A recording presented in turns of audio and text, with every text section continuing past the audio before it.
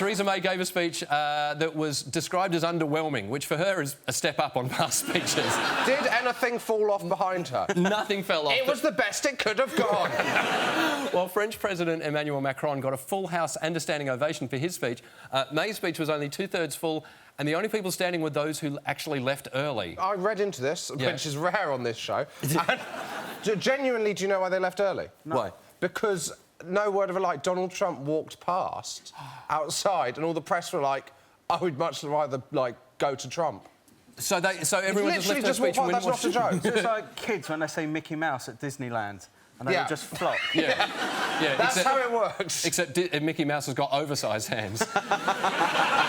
What was amazing, though, was watching the way they spoke to the press, because Donald Trump spoke straight to the press when they asked questions. He gave them, these are my answers, we're getting along really well. But Theresa May did that thing that your mum does when she's telling a story and your dad's not interested and she's trying to get him involved by going, didn't we? Do you remember we had that love, we had a great agreement, didn't we? The agreement was good, wasn't it? It was amazing. She didn't look...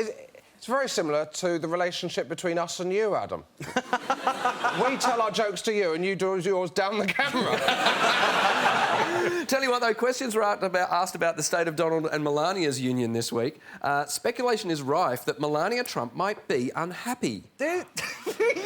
I know, right? It's like, gosh, have you never seen Melania before? I look at Melania and I think to myself, your top Google search is where's my nearest grassy knoll? I mean, what have you watched her in action? Well, I mean, like everybody else, we saw her smiling between gritted teeth. It's very difficult. You run out of words with Trump. When I was in America when he was elected, and I had this theory that he was like you had the Dr. Seuss sketch in the first half. He's like the Trumpolo. The more you say his name, the bigger he gets. And if everybody just stopped saying his name, he would disappear. And that's all the press has to do. The more we talk about him, the bigger he gets. Oh, damn. I've got bad news about our show. It's all we talk about. I know. And it feeds him, it feeds him, it feeds him. Well, there's a lovely theory going around this week that Melania may be trolling him.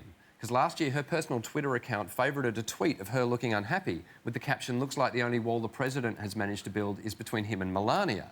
Her personal account favourited that tweet. Before Christmas last year, she said she'd like to spend the break on a deserted island with her family. And there's a theory, you know when she chose internet bullying as her campaign? Yes. But there's a theory she was doing that as a swipe at Donald Trump. Is it possible? Is it possible that she's actually trolling Anything him? is possible. We're year zero started last, when he became president. Everything changed. Nothing is normal. Yeah. Yeah. I've got a theory. Yeah. I don't think they like each other. News that's just come in the last hour or so, 13 Russians have been charged with meddling in last year's US election. It's just come out. Well, they questioned one and then took the top off, and then there were 12 more inside. Obviously, it's great news. Yeah. I just wish it hadn't happened at 9 o'clock on a Friday night when we've got to do a topical TV show. It's fascinating. Basically, in the run-up to the US presidential election, there was a project, had an operating budget of more than $1 million a month and targeted swing states to try and boost the prospects of Donald Trump and undermine Hillary Clinton. So we don't know how that's going to play out, but 13... Oh, well, I won't tell you the result. Donald Trump may meet with the North Korean leader Kim Jong-un in what's been called a meeting of no minds. I'm going to call... I've always said it. Yeah. I think they're going to get on like a house on fire. Oh, I think I think they're going to go into a room, just them on their own. It's going to be like 3 hours. You know, their representative is going to go into Checkenham and they'll find that they've built like a fort out of sofa cushions. I think it'd be the greatest ever episode of Celebrity First Dates. The question is, what do we call the meeting? Because we've had things like Frost Nixon. We've had really good names. We need a good name. The end of the world? That's our poll for tonight. What should we call the meeting between Kim Jong-un and Donald Trump? Tweet us at The Last League. Use the hashtag #WhenTrumpMeetsKim. Dictate me out?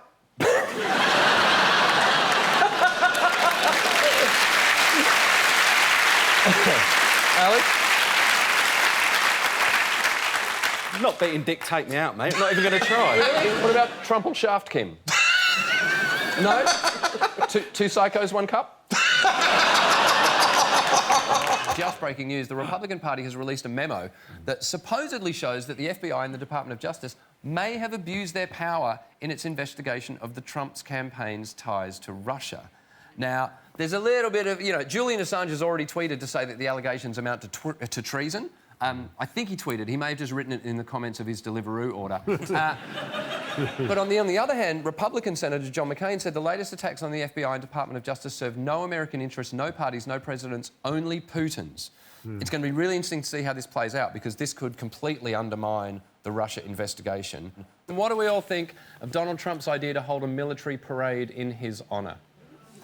Good idea. I just think he's an idiot. Around, to be honest. Just anything he does doesn't surprise me anymore. Emily? Ditto. You've not held back about Donald Trump. You've been... I mean, if you guys ever come to power and you had to meet him, how's that going to go down?